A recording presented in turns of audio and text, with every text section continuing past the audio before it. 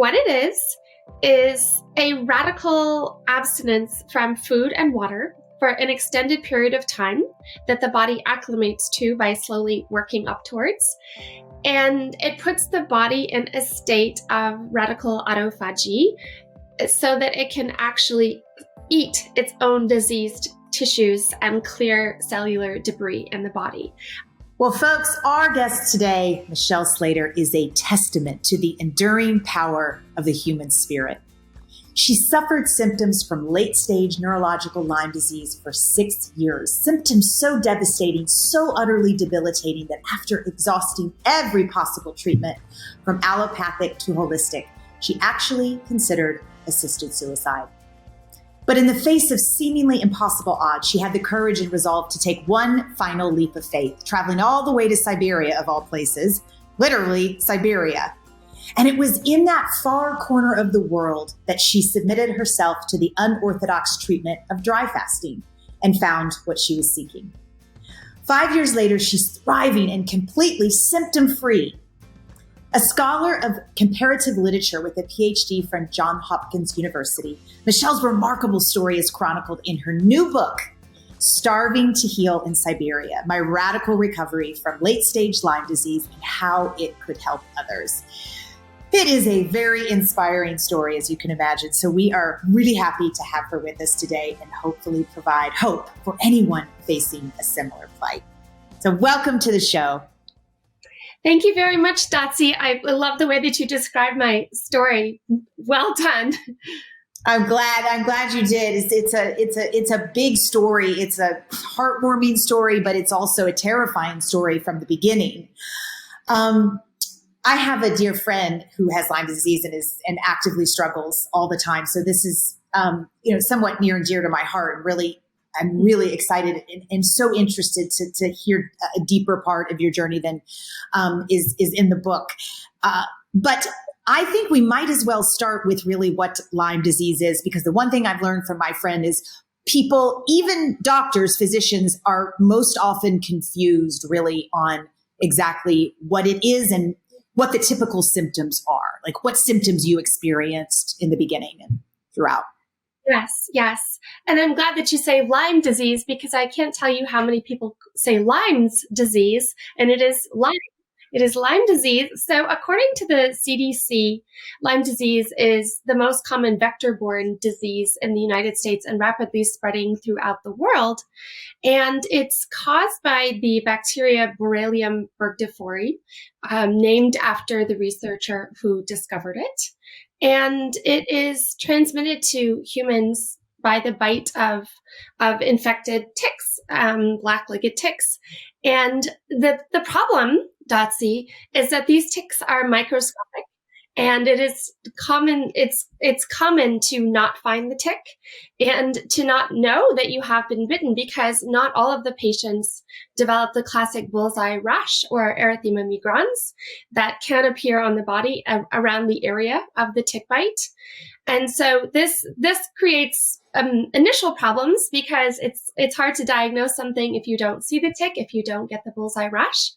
But initial symptoms include anything from a fever, a headache, a fatigue, and then it can progress, if it's not treated, into chronic symptoms. And there is a long list of chronic symptoms, including joint pain, migraines, insomnia, debilitating fatigue, et cetera, et cetera, et cetera. But the initial treatment is antibiotics. And if you catch it right away, then the antibiotics should take care of it. Okay, so those are also like flu-like symptoms. It can mimic so many different symptoms. And in the era of COVID or even post-COVID, some of the long COVID symptoms are so similar to the chronic Lyme symptoms. So I think that it makes it even more difficult and challenging to diagnose. I do think testing is important, but there are problems with that too. And I've heard countless stories of people who tested false negative and then ended up, and I was one of them who, tested false negative and then ended up developing a full case blown of chronic Lyme disease and not knowing that they'd had it.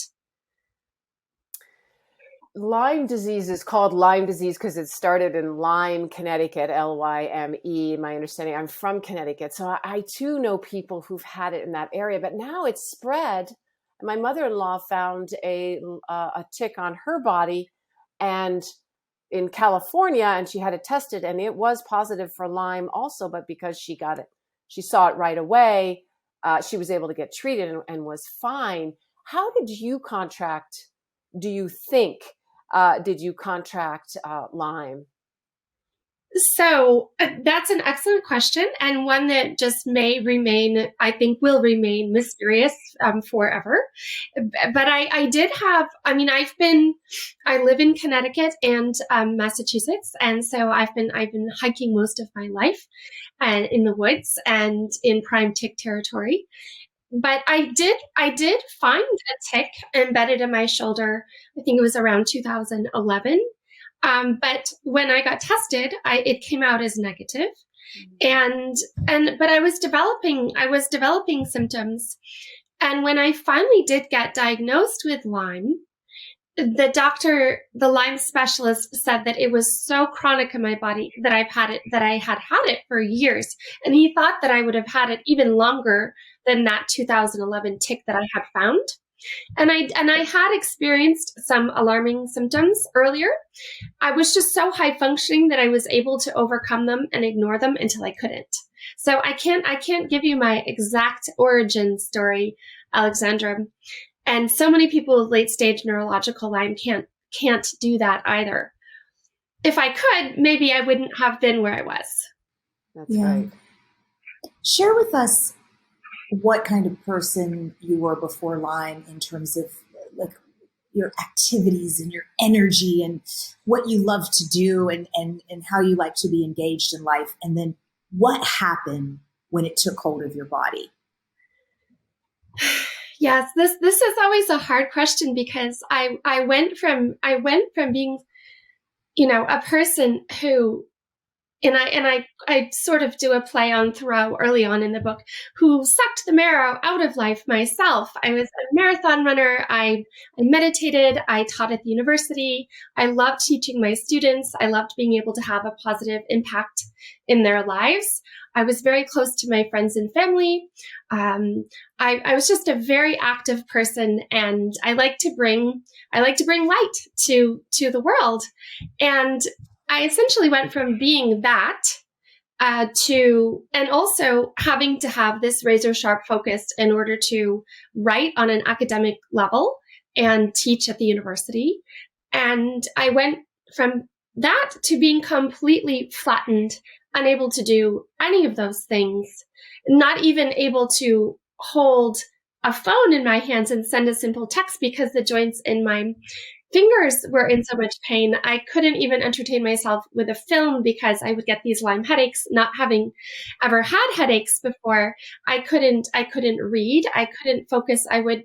So I went from that to being flattened. Wow. That's huge. And can you give us an idea of what was the time period, the progression, and were you able to, you had to leave your job, didn't you? I had to leave my job, and as I'm sure your listeners know, to get a PhD and to procure a tenure track job at the university is no small feat. So I was in college for 12 years, and I had my tenure track job. I was very happy to be there, and even as early as I think I might have had some symptoms while I was even getting my PhD as early as 2006. I found myself sometimes rereading the same sentences and feeling like I just had this slight tinge of brain fog, but having never experienced anything like that, I was always able to overcome it. But in 2009-10, when I was teaching, I found that it was taking me far longer than usual to grade papers, prepare lectures. And then by, say, 2011, if you had asked me what I wrote my dissertation on, I couldn't have answered. I was leaving places. I would be driving and couldn't remember how to get home. And so that's when I realized that, I absolutely had no business teaching students, and I couldn't get out of bed to do it anyway. So it really hit hard around 2011. And Lyme is bizarre because people think, oh, well, you look okay. So you don't always look like you're this debilitated person who's struggling to even button, her shirt. But the reality was that, I really couldn't function. I really couldn't move. And then you have these odd little reprieves and you think, oh, great, I'm going to jump up and do my activities. And then you just fall harder than you did before. And you don't know how long that reprieve is going to last. So it was just, for me, a very organized, stable person who is used to being high energy, it was a complete nightmare. You're going through this experience of you don't look like anything's wrong. And I've definitely heard from people that they are diagnosed with hypochondria. I mean, that has happened obviously many more times than once. And so you are traversing these horrible symptoms, and it gets to a head where you just can't even remember where you're going or literally what you're doing or what you're writing. And was that what catapulted you to go to the first doctor, or had you been seeing a series by that point going, this is kind of off, this is wrong, this is weird? Or was it one big moment where you went to the doctor and was like, okay, I can't even function? So that's a good question. I always thought of diet as sort of a preemptive way of treating my health. And so, I would think, well, is there something going on with my diet? But I had been raw vegan for a long time. I had always been green juicing since before most people knew what that was. So I thought, oh, maybe I just need more rest, because I am really, I was also playing my saxophone in the music faculty quartet. So I knew that I was pretty overloaded. So I thought maybe I just need more rest. Maybe I need to tweak something in my diet. But I did go to my primary practitioner a few times, asking him to run blood work and trying to explain that I just wasn't feeling quite right. And things would be a little off, and he would say, oh, you just need more iron, or you just need more B12. And it turns out that Lyme can really deplete those things in the body. And so my Lyme specialist saw that as an indicator, but a general practitioner wouldn't necessarily see that. So I was reaching out. I was trying to find help. But by the time that I really fell apart, I was going to all the doctors. I went and as I write in my book, Starving to Heal in Siberia, it actually took a psychiatrist to diagnose this, because I thought, I left my wedding ring at some doctor's office or massage therapist's office, and I thought, I am losing my mind. I must be losing my mind. So I went to the psychiatrist on top of all the other doctors I was seeing to try to figure out what was happening. And she ran some blood tests, and I had been tested for Lyme several times. And all of a sudden I came back positive for Lyme. And that's when I went to the Lyme specialist. And you found that the Western doctors, the traditional Western doctor, couldn't really give you a lot of relief.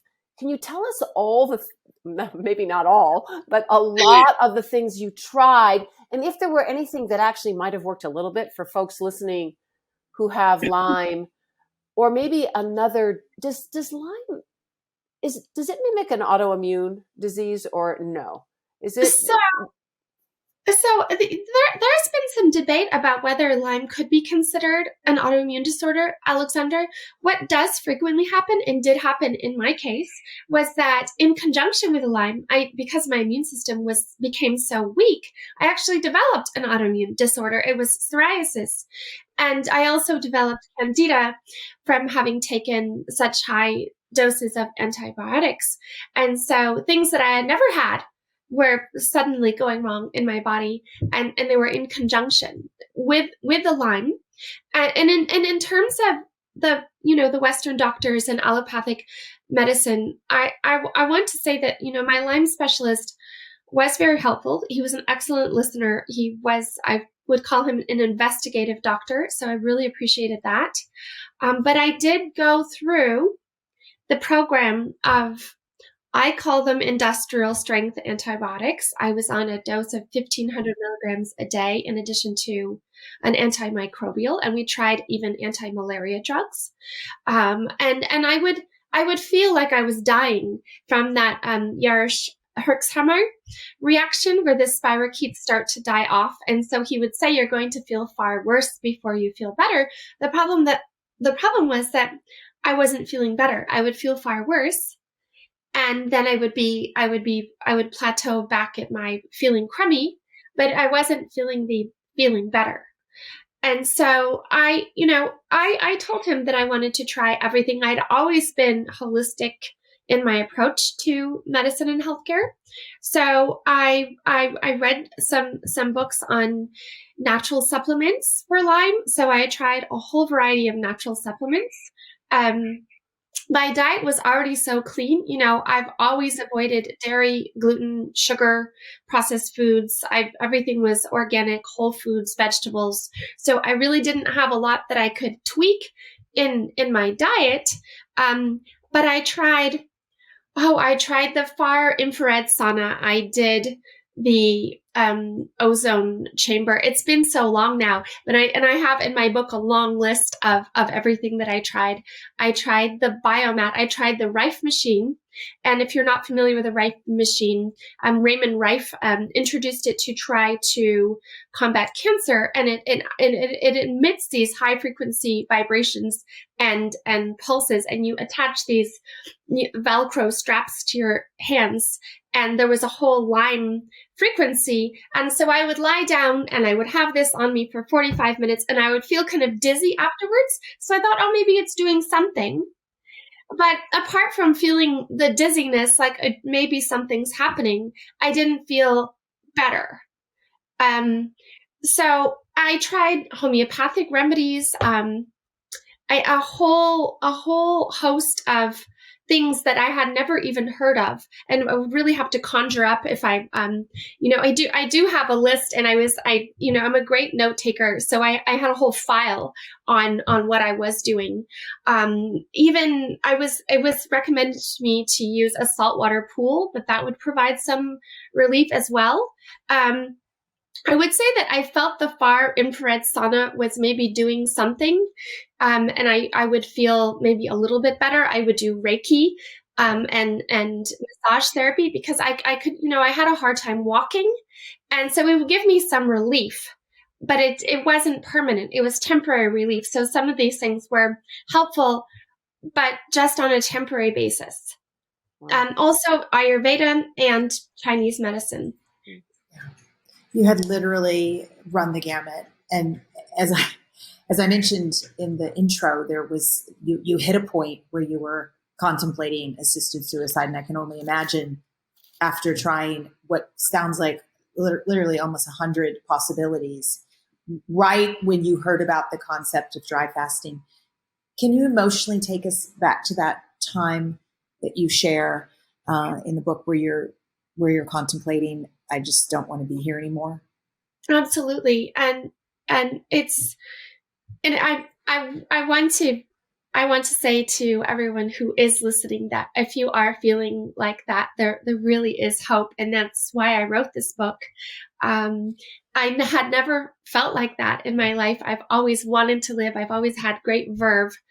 But what I felt is that I had nothing left to give anyone, and I was draining everyone around me. And I always liked to bring light, and I just felt like I was draining everyone, and my body was in so much pain. I could never sleep enough and feel rested. And I just thought, my body has become uninhabitable. I cannot reside in this body any longer. And so that's when I did research a very civilized, humane approach, and had started to share it with my family and friends, who many of them actually really understood. They had seen me really wane away.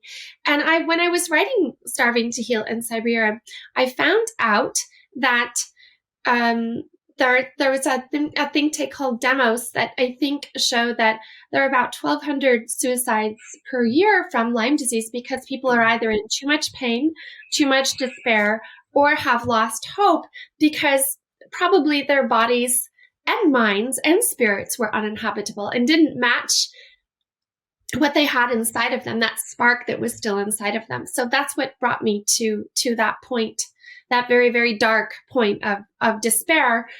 But even when I was researching it, I wasn't going to give up. So I kept, even though I'm a researcher, I did not have the juice to research. So my efforts were, they're not what they once had been. Yeah. So let's give people hope now. Let's talk about the amazing concept of dry fasting, which I had never heard of before reading your book and enjoying it very much, by the way. You're very honest, and your verve, as you say, really does come through in this book. But also there's a lot of really great information because you are a researcher, an academic. So you give us a lot of science. So tell us, what is dry fasting and how does it work to heal people? Yes, I know it sounds very alarming, the concept of dry fasting. I know that it does to the Western listener. And what it is a radical abstinence from food and water for an extended period of time that the body acclimates to by slowly working up towards. And it puts the body in a state of radical autophagy so that it can actually eat its own diseased tissues and clear cellular debris in the body. And so the importance of it, the important part is that these must be consecutive days.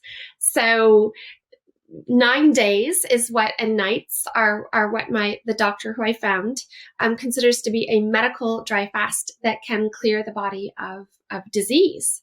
And so you can't cheat and say on day 4 you just want, have a sip of tea or something, because then you're kicking the body out of this autophagy. And so although we've all heard that the body cannot survive more than 3 days without water, I can tell you that this is a myth. And although one should never, ever, ever attempt this at home, right off the bat, a 9-day dry fast, it's out of the question. If one follows the protocol and reduces food and reduces, supplements, etc., and tapers off, and then does a series of, say, water fasts and then shorter dry fast, then it is absolutely possible to have miraculous success with what my doctor calls natural surgery. And that's what worked for me. Why doesn't it burn off? You talked about autophagy, which is the self-eating. Is that what or self-killing? I'm not sure what the derivative is. Self-eating. So it's the body, basically, as you said, eating the bad cells. Which is the concept of chemotherapy, except for chemotherapy also kills the good cells too. When you're dry fasting, how do the good cells survive so that you don't kill all cells?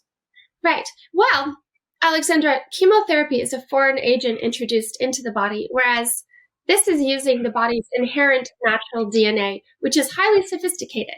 So the body goes through this very sophisticated process of putting the organs on rest, preserving the healthy cells, and the body knows what is foreign to it. So it's this very elegant, sophisticated procedure of, the digestive system is going on rest. Whatever is left undigested is worked on first, and muscles, etc., are the intent is to preserve them, and the body gets to work into what doesn't belong there: the cellular detritus, the disease cells and tissues. So it's a really elegant process, and I came up with this sort of slogan, or the body is its own doctor.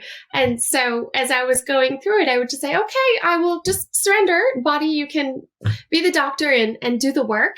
it was truly miraculous to me too, Alexandra and Dotsie, that I had been putting thousands of pills into my body for so long, and that my solution was to take everything out of my body. That was unfathomable to me, that it could be such a simple solution as that.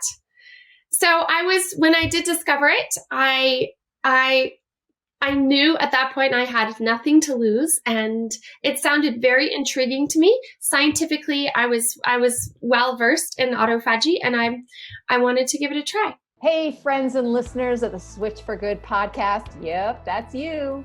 I have some really exciting news. Dotsie and I have started a Switch for Good podcast Facebook group.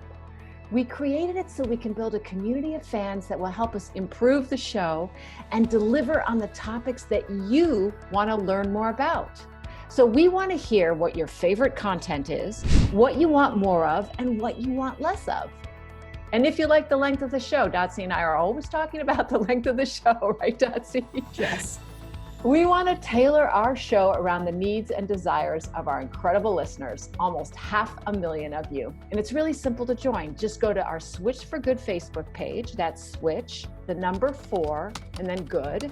And then click on groups. And there we are, the Switch for Good podcast chat.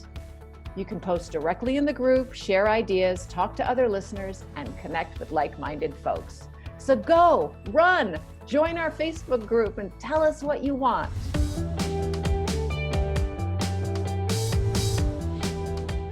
And why can you not do a water fast? Like, what is it about water that would then have your body not eat the bad cells and kind of proliferate the good cells? So in simple terms, water is, so inflammation cannot exist in the body without the water. And so much of these diseases, the autoimmune disorders and the Lyme disease, are caused by inflammation. And so then the water that it is in the body, if you have inflammation, is swampy water. So if you just keep putting more water on top of, I'm going to call it swampy water, when you already have these issues in your body, then you aren't eliminating the problem. So he calls it actually that dry fasting incinerates cells and tissues that are compromised. And just by putting water in your body, you're not going to get to that incineration process. So putting that into, the most simple terms possible. Okay. So the inflammation is filled with water molecules, like the tissue inflammation. Absolutely. Mm-hmm. Absolutely. Mm-hmm. That's it. So because I had done water fasts, and I had done my green juice fasts, and very low glycemic. I'd always been juicing dandelion greens and cilantro and romaine and parsley and maybe ginger and lemon. So these weren't like full of fruit. And I did water fasts, and I never had any relief through those. Wow. Okay. And who, we're going to go into now your trip to Russia, but one last question for our listeners, in case they're thinking, maybe I want to go to Russia. Who can this help? When you were in Russia, you saw many people also go through the dry fasting with you. It's unheard of here, but there it's quite normal. It's he has a lot of people that he's treated over the years, your doctor. Who can it help? That's an excellent question, Alexandra. There's a long list of who can help. So my doctor, Sergey Filonov, who is an MD, he has been treating patients with dry fasting for 30 years. And at his clinic in Siberia, I saw patients with early stages of cancer, with brain tumors, with rheumatoid arthritis, fertility issues, autoimmune disorders. The list is really quite long. High blood pressure, type 2 diabetes in some cases, but he would need to have a consult for some of these maladies. And I would like to say too that given the very tragic war in Ukraine and the vaccination issues in Russia with the Sputnik vaccine not being accepted, and there's a whole international politics around the type of vaccine accepted. He wants to be accessible to everyone who needs him. So he is now running clinics in Montenegro and in Turkey so that everyone can come. Oh, great. So tell us, you traveled to Siberia with your husband and with the support of your dad and your stepmom, who are texting you like crazy, worried, but also hopeful. Siberia, to all of us, is usually thought of as this land of snow and ice and gulags. Yes. But you experienced something very different. I did. And, I'd always been an adventurer, so I wasn't daunted or fearful about the idea of going to Siberia. But what I did know when we looked up the area, it's in the area of Altai, which is closer to the Mongolian border. It's more southwest Siberia, because it's such a vast place. I think you could have just about any ecosystem in Siberia, apart from maybe the tropics. But yes, with the help of my husband, I was able to go. I would not have been able to go alone. And immediately I was struck by the verdure, by these rolling green hills and beautiful glacial rivers and wildflowers and songbirds. And it seemed like a warm, inviting, welcoming place. And the mountains to me looked like they did in Vermont, where my father lived. So it was these green mountains rising up all around the clinic. And I found it to be a very friendly, warm, welcoming place. So what does Dr. Filonov, am I pronouncing it correct? What did he ask you to do? You were there for several months, by the way. What did he ask you to do to start getting prepared for this dry fast, which, by the way, folks, it's not just abstaining from water and food through your mouth. You can't have a shower or brush your teeth because contact with water also would affect the dry fast. So how did you get prepared for this? It's not something you just jump right into. No, that's right. It's not something you jump right into. And I had to prepare at home before I went there. So he had me I had already taken on a 1-day dry fast on my own, probably foolishly, but I, as soon as I knew that it existed, I just dropped everything and did a 1-day dry fast. And then he had me take activated charcoal. He didn't know that I was on a plant-based diet. He had me reduce to plant-based diet, small portions. He had me go off all of my supplements, which was alarming to someone who, had thought this is the way to go. Must be providing me a modicum of relief. And he had me do like dry skin brushing, some colonics, some liver cleansing, and I did say a 3-day dry fast before I actually went to Siberia. And I kept thinking, none of this, when I did the 1 day and when I did the 3-day, I thought nothing could feel worse than Lyme disease feels. So I think I can probably, make it through a few days with food and water when I've been lying in my bed, for months on end. So I was able to do all of that. And when I arrived, he let me settle in, and then he put me on he never tells you exactly how many days it's going to be. He takes care with each patient. He only has 30 at a time at his clinic. He watches everyone, sees how they do.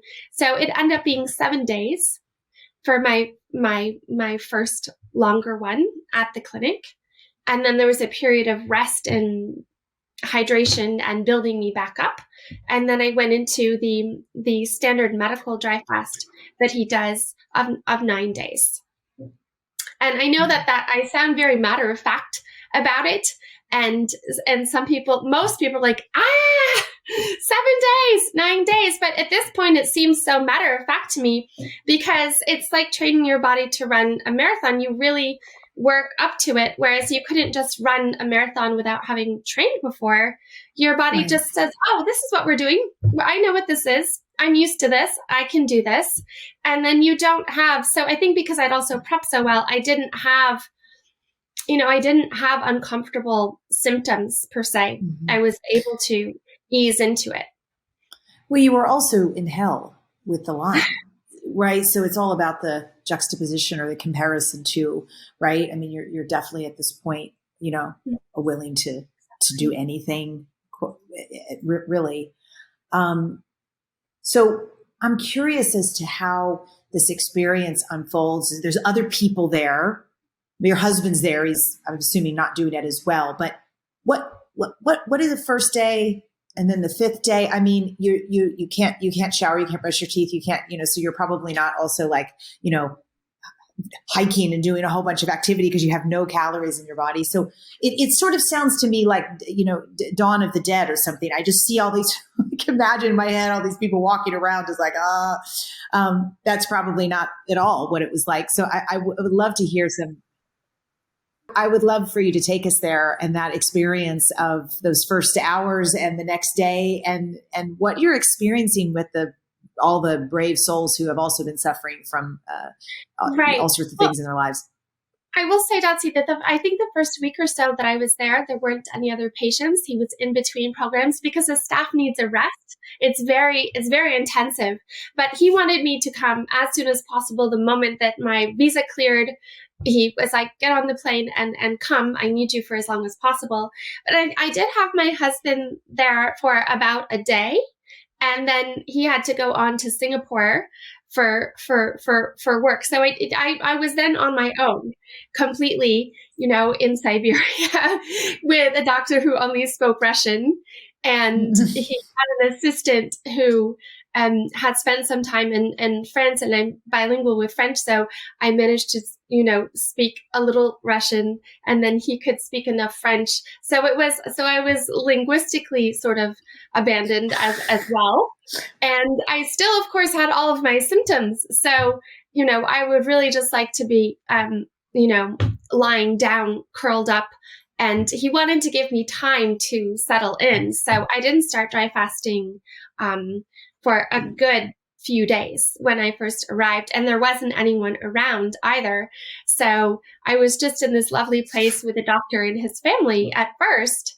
But when people started coming and when I started dry fasting, it doesn't look like, I'm not sure what Dawn of the Dead is. I don't watch a lot of films, but it sounds like maybe zombies or something. That's what I'm getting after. All right. Yeah. I would say that, people are really happy to be there and to participate. And so even though they're dry fasting, you get smiles and nods and this sense of solidarity. People didn't like to talk about their illnesses. They like to just focus on the present and trying to, get well. So I did feel as people started to come that there was this sense of solidarity. I was his first American patient too. So it did also feel like they were all sort of scrutinizing me a little bit. I was, fine with that. And at this point, I am dry fasting, and I really, I've gone hiking all over. I've taken treks where, I can't take a shower anyway. So I was like, I'm sick. I'm usually bedridden. This is no big deal if I can't take a shower. Like none of it. People were like, there's the assistant who spoke some French was very alarmed that I would be put off by how rustic the clinic was. He said, there are like wooden outhouses. This will be very hard for an American. I was like, I have been lying in my bed, unable to move.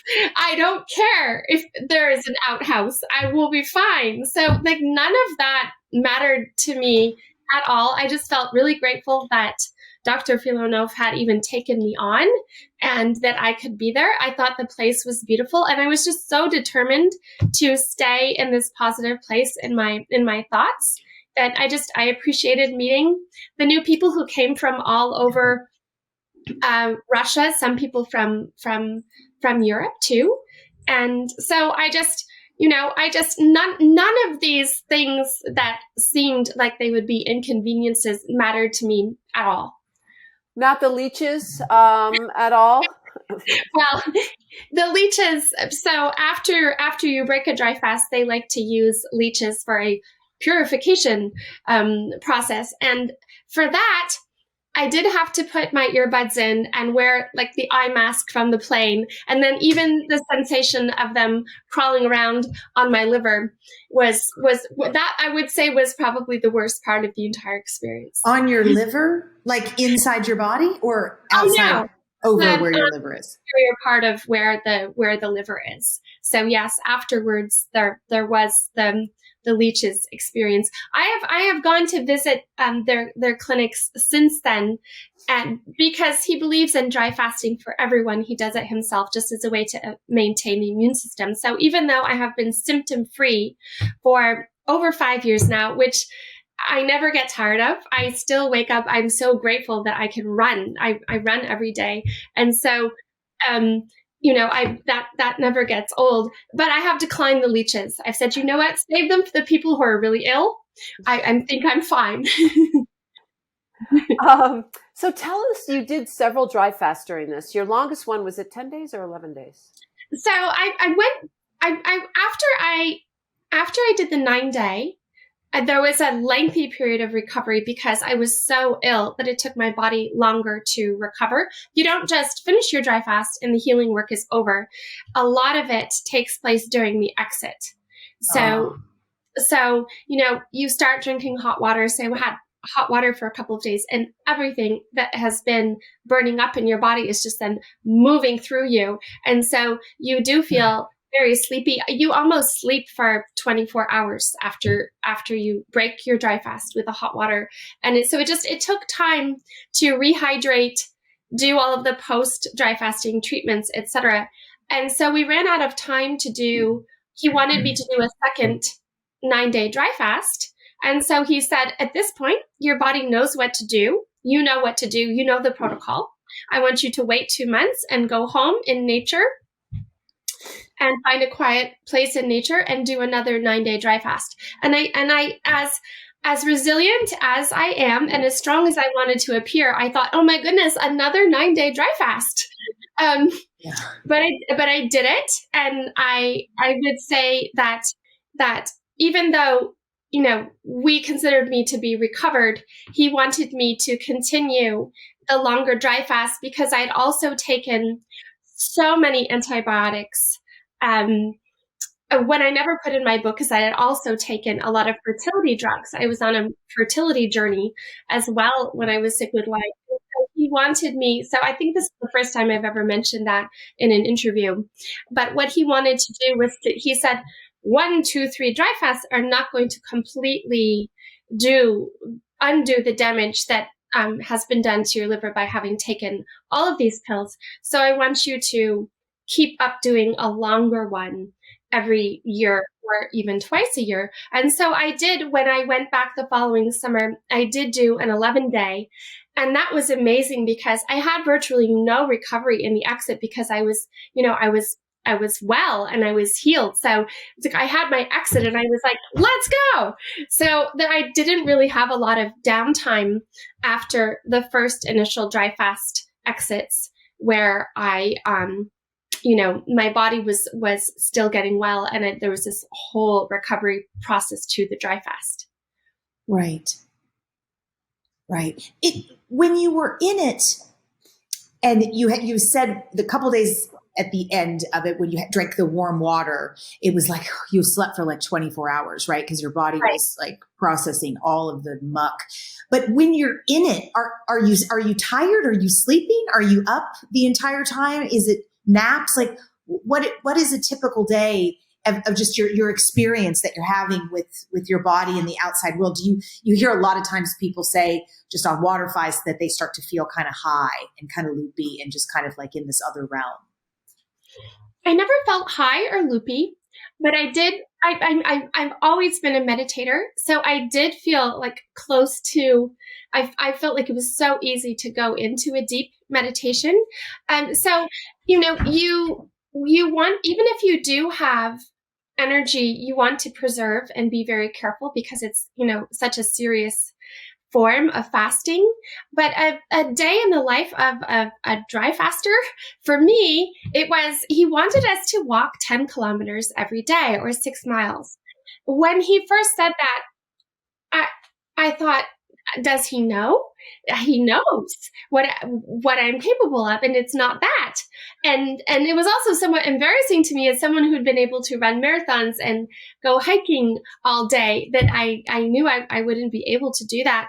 But what was so interesting is that almost right away when I started dry fasting, and things just immediately started clearing up in my body. I felt that I had more energy, and I was actually able to do the walking. But you do it very slowly. It's not a power walk. It's a slow, thoughtful walk, because again, you don't want to overdo it. And I would sit down during the walk. I would take breaks. So once I had, done the walk, I knew that I had done my part for the day. And then I would have a treatment. They would do some sort of massage that would just help break up congestion in the body without using any oils or anything.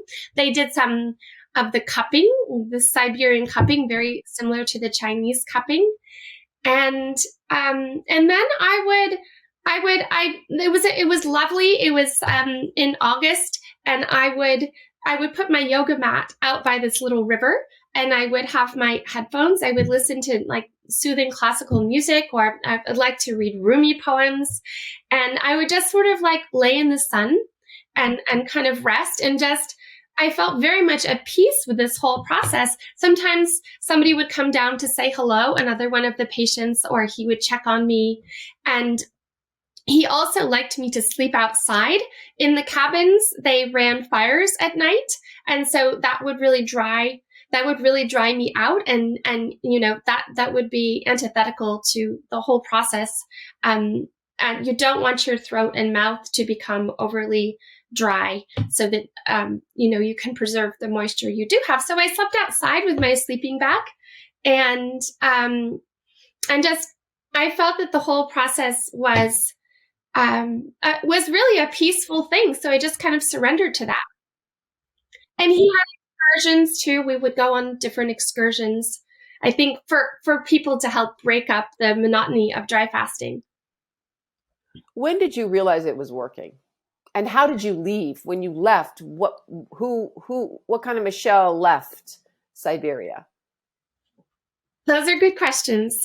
So when I finished my 7-day dry fast, and I had the, few days of recovery, I started to feel, like I was getting my sense of humor back. I would joke with the Siberian doctor about, the massages were so brutal, and I would say, "Oh, my gulag doctor," and he would give me a pillow, and I'd say, "Oh, it's a 5-star gulag." And, a gulag is nothing to joke about. But in the context of what we were doing, if you can try to find a way to use harmless humor, it's just helpful for everyone. It's such a serious thing. So I felt my cheerful, playful self starting to come back.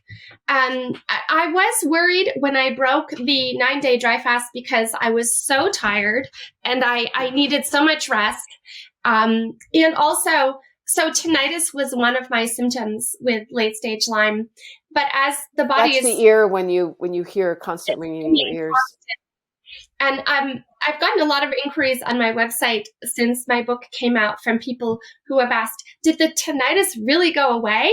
And I assured them that yes, it did. However, when I was breaking the dry fast, because when you're rehydrating, everything, everything is just a little bit haywire as the body is recalibrating. So it was present, it was there. And that's very typical, I realized, if the body is in a state of dehydration and then it is rehydrating. So I did have a period of, oh no, what if this didn't work? I still feel tired and I have this tinnitus. And so he said, Normalia, this is normal. This is normal. Just be patient. And so as I went through the exit and closer toward my time to leave, which was in October, I really felt, I called myself shining and bouncing. Like I felt like I had reincarnated back into my body, but it was no longer uninhabitable. It was like my 17-year-old body. I felt light and I felt energetic. And it was such a marvel that I didn't need to be in bed. I didn't need anybody to escort me back to New York. I was able to travel by myself. And I visited my parents-in-law along the way. They couldn't believe the sight of me, and a close college friend they were like, Michelle, you're alive again. You're alive again. So when I left, I was really excited to go home and show my family that, everything they had supported me through was worth it. And it had really worked. Yeah. I just want to ask a question because I think it's important. You said that you never mentioned in your book that you had gone through a lot of fertility drugs, and you hadn't even mentioned it on a podcast before. And because fertility drugs are about proliferation, really rapid increase in numbers, is there an aspect that you've learned that could have exacerbated Lyme? I don't think it exacerbated the Lyme. My Lyme was already at its worst of the worst. I don't talk about it because I'm a really private person, and I usually don't like to share. I don't like to share that or talk about it. I feel like that's just something I like to keep private. But I just decided to mention it because, it does help explain why he did want me to do some extra dry fast, because I really had taken a lot of things. If anything, I would say that overburdening the liver could have been a factor, but I was already really at rock bottom, and I don't think it really played too much of a role in that. Are the Lyme spirochetes out of your body forever now? Were they incinerated? If you test for Lyme, is it still there? And could you get a recurrence of this? So those are excellent questions. And I have been tested for Lyme. Lyme did not come up when I was tested, which I put me in tears. And so the fact that I run every single day. I do yoga. I write every day. I play my musical instruments. I now have a small child, and, I chase her around. I put her on my back and I go hiking all summer in Switzerland. And so, I've written 4 books since I recovered. So honestly, I don't think you can really do that if the spirochetes are having fun in your body, which I'm so pleased to say. But I could absolutely have a recurrence if I get bitten by another tick. Right. And since, I still live in tick infested areas, I do treat my properties with natural tick treatments, and I'm very vigilant when I'm out and about to check me and to check myself and my family and my dog, to make sure that we haven't picked up ticks. So I encourage everyone, that's always the first step, is to be really vigilant about the ticks. What about fasting? When people are fascinated with fasting, what kind of protocol, if someone came for your friends, I just want to be healthier, what can I do in terms of fasting to be healthier? They don't have any huge disease like you had. What do you recommend? Intermittent fasting, water fasting, or dry? What do you tell them? So I do get that a lot. And I've had a lot of friends actually who have followed Dr. Filonov's protocol for the healthy person, which, I now am too. And he thinks that you should dry fast 1 day a week, that there's just this modern avalanche of toxins, chemicals, pesticides in our foods, pollution, etc., that we should just dry fast about 1 day a week for about 24 hours. And then, every once in a while, maybe do a 3-day dry fast, something like that. And, I have read the literature on intermittent fasting, particularly Mark Mattson's very fascinating research. And I think that in terms of killing off disease, there's nothing like dry fasting. And I think that even for maintenance of the immune system, a 24-hour dry fast is a great way to go, and really something that anyone can practice if they, you don't want to go and have a steak and then dry fast the next day, but you just, if you just taper in and are somewhat plant-based, then it's you can kind of just jump into it pretty easily. But I do include Dr. Filonov's protocol in my book, and also the modifications for people who don't have access to some of the Russian things that he does. And I have recipes in the book as well that I came up with mostly myself, and some of his too. So it is absolutely possible to do this. Okay. It's certainly not typical here in the U.S. I mean, this is the first deep dive I've ever even had in understanding exactly what even dry fasting is. I'm probably not alone. Have you received pushback about your book here in the States? I have not. I was prepared to. I was prepared to.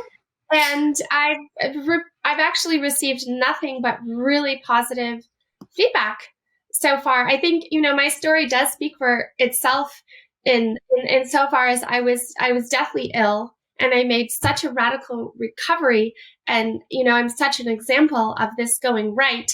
And my father had said, I want to know how many patients have died under his care, and the answer is no patient in 30 years has died under his care. So that's reassuring. But I do want to say a cautionary note that there is some information out there on social media accounts and on the web about dry fasting, and it's really spurious. It's really not reliable.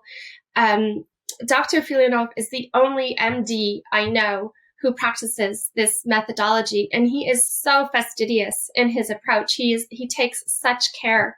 And I've seen people posting about these extra long dry fasts that I brought up to my doctor, and he was just horrified that anyone would even post something so dangerous. So I would say to take great care and either look up my book, Starving to Heal in Siberia, or one of Dr. Filonov's books that they have not been really professionally translated. So, there are English versions out there, but you have to sort of sort through it a little bit in with the editing. So where can people find your book, which is here? I have it right here, Starving to Heal in Siberia. I highly recommend it, especially if you're going through some health challenges. Where can people find your book to learn more about dry fasting? And you also mentioned a website. Yes, so I do have a website, michelleslater.com. The book is available on all of the major online retailers, from Amazon to Barnes & Noble. I think I've seen it on Target. I know some bookstores carry it, and if they don't, it can be ordered. Nice to support the local bookstore if you can. Mm-hmm. And I also have a blog on my website that I had started. So I'm no longer the only American patient. There are now many American patients who have gone to see him. And that's really why I wrote this book, because I wanted to share it with anyone who might have been in my situation, close to my situation. And I thought this could help so many people. And I just want them to know that this option is out there if they're in the despair that I was in. Yeah. Well, I thank you for having the courage and the resolve to take that leap of faith that you've just shared with us, traveling all the way to Siberia and doing this dry fast and sharing just your entire story. I know there's a lot of people listening who have Lyme or know somebody that does and are desperate. And so I know this will be quite the exciting journey for them to hear about and maybe consider.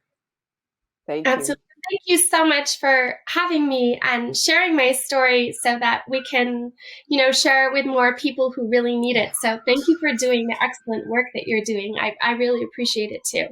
Hey folks. Okay. Back by very popular demand is our plant-powered plate fridge magnet, which you are going to receive for free if you leave us a rating and a review on whatever platform you're listening to this podcast on. So here are the details. Just write your quick review. Does not need to be long, does not need to be a whole story. Just be honest and speak from the heart. Then take a quick screenshot of the review you wrote and email it to us at podcast@switch4good.org. That's podcast@switch4good.org. And include your mailing address so we can send you a power plate. We are doing this because the more reviews we garner, the higher we go in search results, which means more folks will learn about our podcast.